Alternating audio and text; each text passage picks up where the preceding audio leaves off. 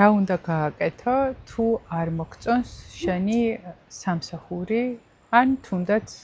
საქმე, რომელსაც აკეთებ სამსახურის მიღმა. გადავწყვიტე ამ თემაზე ვისაუბრო, რადგან ვფიქრობ ძალიან ბევრ ქართველს აწუხებს ყოველ შემთხვევაში ბევრ ადამიანთან მისაუბრია, ვისაც არ მოწონს თავის სამსახური, არ მოწონს საქმე, არ მოწონს უფროსი, ხელფასი, ტოქსიკური გარემო, HR-ი, ასე შემდეგ და ასე შემდეგ. ანუ არის ესე ვთქვათ, არ მოწონების რეჟიმში შესაბამისად მისი სხეულისთვის, გონებისთვის და სულისთვის ეს არის ძალიან ტოქსიკური გარემო, რაც მოკლე ვადაშიც და გრძელ ვადაშიც ძალიან საზიანოა ჩვენი ჯანმრთელობისთვის ყველა მიმართულებით. მე ვარ ელენე, ეს არის ჩემი არხი Reverse Monday. გთხოვთ გააზიაროთ თქვენს მეგობრებთან, ვისაც შეიძლება აინტერესებდეს ჩემი კონტენტი და გამოიწეროთ არხი. ასევე მოიწონოთ ეს ეპიზოდი. მე მაგალითად რომ ვისაუბროთ ჩემი 15 წლიანი კორპორატიული გამოცდილებიდან, როდესაც რამე იმდენად არ მომწონდა, რომ ამაზე მერთვებოდა წუწუნის რეჟიმი, თუნდაც საკუთარ თავთან, რაღაცნაირად ეს იყო ძალიან წითელი, ესე ვთქვათ, როგორც იწვიან red flag-ი, წითელი ხაზი, რომ აუცილებლად შემეცვალა გარემო შესაბამისად, სამსახური, უფროსი და ასე შემდეგ. და ჩემ რეზიუმესაც რომ გადავხედოთ, კარიერის დასაწყისში, როდესაც უფრო დაბალი სტანდარტი მქონდა დამსაქმებლის მიმართ და ოღონდ შემეცვალა სამსახური, ახალი გამოცდილება მიმეღო და ჩემი მიმართულებით მემუშავა შეიძლება დაბალ ხელფას, ცუდ ოფის, რაღაცნაირად ჩემთვის მიუღებელ კორპორატიულ კულტურას დავთანხმებოდი. მიუხედავად ამისა, აი პირველი 2 წელი შემიძლია თამამად ვთქვა, შეიძლება 3 ძალიან აქტიურად ვიცვლიდი სამსახურებს, სანამ არ მოხვდი ისეთ გარემოში, სადაც ძალიან მაღალი სტანდარტი იყო კორპორატიული კულტურის, ეს იყო ბრიტანულ-ამერიკული თამბაქოს კომპანია, British American Tobacco და იქ თავიდან ვიყავი რაღაც ჯუნგლებიდან გამოვარდნილისავით, იმიტომ რომ რაღაცნაირად განსაზღვრული იყო მეილის წერის კულტურა, როგორ უნდა დამშვიდობებოდი ადამიანს, როგორ უნდა მისალმებოდი, როგორ უნდა გაგეღიმა. ნუ ამას ვუტრირებ, მაგრამ ყველაფერი იყო რეგულირებული და ეს რეგულირება ძალიან უხდებოდა კორპორატიულ და ოფისურ გარემოს. ყოველ შემთხვევაში ჩემი გადმოსახედიდან და მაქედან დაიწყო ზოგადად ჩემს, ესე ვთქვათ, ქართულ მენტალობაში დასავლური კორპორატიული კულტურის შემოსვლა და შემდეგ უკვე რაღაცნაირად სტანდარტად დანერგვა. მანამდე არც ვიცოდი ჩემი ქართული სამუშაო გამოცდილებით, რომ შეიძლება დამსაქმებელი ესეთი თავშეკავებული იყოს, ესეთი სტანდარტები ქონდეს, აფასებდეს თავის თანამშრომელს და ეს ყველაფერი ხდებოდეს არა მარტო ხელფასი და ფულადი ანაზღაურებით, არამედ ზოგადად დახვეწილი, თავშეკავებული, დისციპლინირებული და რაღაცნაირად ასევე დისტანციური ურთიერთობებით, რადგან ამ სამსახურში და შემდეგ ჩემ კარიერაშიც ფამილიარობა და ეს ზედმეტი სიახლოვე არ იყო სამსახურეობრივ ურთიერთობებში და ვთვლი, რომ ერთ-ერთი ძალიან მნიშვნელოვანი ნაწილი იყო იმის, რომ მე ვრჩებოდი ამა თუ იმ სამსახურში გარკვეული წლები, იმიტომ რომ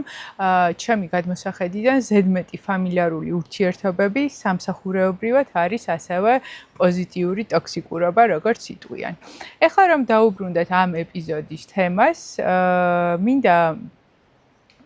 კონკრეტულად ვისაუბრო იმ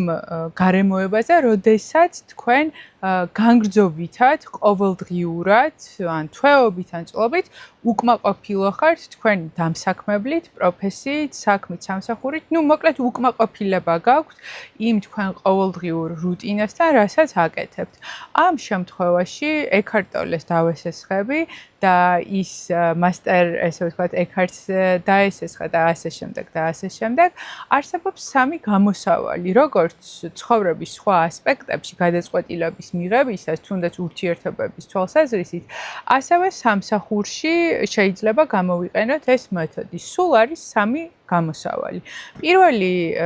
ესე ვთქვათ, გამოსავალი, როდესაც რაღაცა არ მოგწონს, არის შეცვლა ამ ყველაფრის, ანუ მოქმედება ცვლილებისკენ. მეორე გამოსავალი არის, როდესაც შენ უბრალოდ ნებდები ამ ყველაფერს, ანუ აღარ გაქვს სხვა გამოსავალი, ან ენერგია არ გაქვს, ან საკუთარი თავის იმედი არ გაქვს, ან რაღაცნაირი გეოპოლიტიკური მდგომარეობაა და ეგუები იმ გარემოს და მდგომარეობას, რომელშიც ხარ და ამ დანებებით ეს ყველაფერი კარგავს ტოქსიკურობას, რადგან შენ აღარ ხარ ბრძოლის და ესე ვთქვათ, წინააღმდეგობის რეჟიმში. და მესამე არის, როდესაც შენ უბრალოდ მიდიხარ, ანუ არც ცვლი, მაგალითად, იმდენად ტოქსიკურია გარემო, რომ შენ ვერ დაელოდები სამსახურის შეცვლას, ამ პროფესიის შეცვლას და უბრალოდ გაეცლები იქაურობას, ამ პროფესიას, ან საქმეს. ანუ არის 3 გამოსავალი და ეხლა ისე უფრო დეტალურად, თუმცა მოკლედ ვისაუბრებ ამ 3 გამოსავალზე. დანებება, ცვლილება და წასვლა, ესე ვთქვათ. ანუ როდესაც საერთოდ აღარ გინდა არც ეს სამსახური, არც ეს საქმე, იმიტომ რომ უფრთხილდები შენს ჯანმრთელობას და რაღაცნაირად ალბათ ეს არის უფრო კულმინაციური მომენტი, როცა ბევრი ითფინე და მოკლედ გადაწყვიტე რომ აღარ გინდა. მოდი ბოლოდან დავიწყებ, რაც არის, ესე ვთქვათ, წასვლა, გაშვება ამ სიტუაციიდან, როგორიც არის უკმაყოფილება სამსახურის და საქმიანობის მიმართ. არ არის აუცილებელი, რომ ჩვენი ჯანმრთელობა იმ მდგომარეობამდე მივიდეს, რომ უკვე ფიზიკური ნიშნები გვქონდეს იმის, რომ ეს ყველაფერი არის დესტრუქციული და თავს ვიმართლებდეთ იმით, რომ აი ვერ ვცვლი, ცუდი ბაზარია, აქ კარგი ხელფასი მაქვს, არ ვიცი, სხვადასხვა გარემოება, სესხები მაქვს, მარტოხელა დედა ვარ, ან არ ვიცი, მარტოხელა მამა ვარ და შესაბამისად ვერ დაექვემდებარება ეს ყველაფერი ცვლილებას. ეს არ არის გამოსავალი, იმიტომ რომ გრძელ ვადაში აუცილებლად ისე დაზიანდება თქვენი ფსიქოსომატიკა, რომ გექნებათ ჯანმრთელობის პრობლემა. აქედან გამომდინარე, გამონათქვამი ქართული, სადაც არ ასჯობს, გასვლა სჯობსო, ძალიან მიესადაგება აქ მდგომარეობა. შეიძლება რომ 2-3 თვე შეიქმნათ, ესე ვთქვათ, დაზოგოთ თანხა იმისთვის, რომ გქონდეთ 6 თვიანი დანაზოგი და წამოხვიდეთ სამსახურიდან, ან შეეშვათ თუნდაც თქვენ ბიზნესს, რომელიც აღარ მოგწონთ და თქვენთვის საინტერესო არ არის და დესტრუქციულია და ზედმეტ ენერგიას და რესურსებს მოითხოვს და ის 6 თვე გამოიყენოთ პერიოდად, ესე ვთქვათ, როდესაც მოიფიქრებთ რა გინდათ. ანუ როდესაც რაღაცას მიატოვებ, არ ნიშნავს, რომ უკვე დაგეგმილი უნდა გქონდეთ შემდეგი ნაბიჯები. იმიტომ რომ შეიძლება ისეთი დაკავებული იყოს თქვენი საქმე და სამსახურით, რომ ფიზიკურად დრო არ გქონდეს თქვენს ტვინს შემოქმედებითობის და იდეები ძირითადად ჩნდება, როცა ესე ვთქვათ, დრო გამოგინთავისუფლდებათ. მეორე არის ცვლილება, ხო? ძალიან ხშირად ჩვენ სამსახურში ვფიქრობთ, რომ ვიმსახურებთ ხელფასის მომატებას, დაწინაურებას, სხვა ქვეყანაში გადაყვანას, მაგრამ თითქოს ამას სხვები ვერ არჩევენ და არც შესაბამისი რეაგირება არ მოყვება. მე არ გირჩევთ პირდაპირ დანებებას ან წამოსვლას, მე გირჩევთ, რომ მოსინჯოთ ერთხელ, მოსინჯოთ ორჯერ და მესამეჯერ უკვე ან დანებდეთ, ან ესე ვთქვათ, ცვლილებას მოუხმოთ თქვენს ცხოვრებაში და გადახვიდეთ სხვა სამსახურში, ხო? და თუ ესე ვთქვათ, არ ცადე, ვერ გაიგებ საერთოდ რატო არ მიდიხარ წინ, ან ხელფასი რატო არ გემატება. როგორც წესი, დამსაქმებლები თვლიან საქართველოსის და მის ფარგლებს გარეთაც, რომ ადამიანი თუ იმსახურებს, თვითონ ექნება ის თავდაჯერებულობა, რომ მოითხოვს ხელფასის მატებას, პოზიციიდან პოზიციაზე გადასვლას, ან წინსვლას. ძალიან იშვიათ შემთხვევებში არის, რომ აი დამსაქმებელი ისეთი, ესე ვთქვათ, მოწადინებული არის, რომ დასაქმებულს ეს დააწინაუროს და ხელფასი მოუმატოს 80 და 125%-ით, რომ აი ძალიან იშვიათად ხდება. როგორც წესი, თქვენ თვითონ მიდიხართ დამსაქმებელთან და ეუბნებით, რომ ხელფასი უნდა მოგიმატონ, მაგრამ იმისთვის, რომ თქვენ, ესე ვთქვათ, თქვენი პოზიცია გაამყაროთ, აუცილებელია ეს მატება იყოს არგუმენტირებული და სანამ მიხვალთ იმ მოთხოვნებით რაც ესე ვთქვათ თქვენთვის მისაღები არის ხო მანამდე უნდა არგუმენტებიც გქონდეთ ამ მოთხოვნების შესაბამისი რომ ამიტომ იმსახურებ ამდენი წელია აქ ხარ შენ საქმეს აკეთებ ამდენი პროცენტით კომპანიას მოუტანე ამდენი შემოსავალი ან დანაზოგი ასე შემდეგ და ასე შემდეგ ხო ყველა კომპანიას თავისი ესე ვთქვათ კორპორატიული სტანდარტის თანახმად ან კორპორატიული სტანდარტი თუ არა აქვს ნუ რაღაცნაირად თავისი კომპანიის ღირებულებების თანახმად აქვს ის პირობები რატომაც თუნდაც წარმოსახვითი რატომაც შეიძლება დააწინაუროს ესა თუ ის თანამშრომელი აქედან გამომდინარე სანამ გადახვალთ წუწუნის რეჟიმში და გაუშვებთ ამ ტოქსიკურ, ესე ვთქვათ, ნეგატიურ ვიბრაციებს თქვენი დამსაქმებლის მიმართ, ცადეთ თუ ცდით და მიიღებთ უარს, იკითხეთ რატომ მიიღეთ უარი და თუ თქვენთვის მისაღებია ეს უარი, ეგ მიმართულება დაამუშავეთ და შემდეგ კიდევ მიდით და კიდევ უარი თუ მიიღეთ, მაშინ ეს არ არის ის გარემო, სადაც თქვენ დაგაფასებენ და შეგიძლიათ თამამად შეიცვალოთ ასეთი დამსაქმებელი ან თუნდაც საქმიანობა. და ეხლა მქონდა ერთი შემთხვევა, როდესაც ერთ-ერთი ქართველი ადამიანი, რომელიც არის თვით დასაქმებული, გაბრაზებულია, იმიტომ რომ ქართველებს არ აინტერესებთ მისი სერვისი და გადადის საცხოვრებლად სხვა ქვეყანაში, რატომაც აინტერესებს, სადაც აინტერესებთ მისი სერვისი. აქ ბრაზი არ უნდა იყოს, აქ უნდა იყოს უკავშირი, კვლევა, klienta შესწავლა, იქნებ მიწოდების ფორმა გაქვს რაღაცა სხვანაირი, ვიდრე ქართველებს ჭირდებათ, იქნებ ფასი არის მიუღებელი ან სიხშირე თუნდაც რა სიხშირითაც ეგ სერვისი მიეწოდებათ ან უბრალოდ არ ესმით და ცნობიერება და ზოგადად ინფორმაცია არის მისაწოდებელი ამ მიმართულებით ან შენ გაკლია ცნობადობა და ისეთ აუდიტორიაზე არ ხარ ჯერჯერობით გასული ვისთანაც ესე ვთქვათ რეზონირდება ის სერვისი რომელსაც გასწევთ სანამ ისეთ დიდ ცვლილებაზე მიიღებთ გადაწყვეტილებას ან თავის ანებება მოგინდებათ რამისთვის ჯერ კარგად გამოიკლიათ თქვენი აუდიტორია გლობალურად, ლოკალურად გააკეთეთ ცვლილებები და ასევე დამსაქმებელსაც მიეცით შანსი, რომ დაგაწინაუროთ იმით, რომ აიმაღლოთ თქვენი ცნობადობა, ეგრეთ წოდებული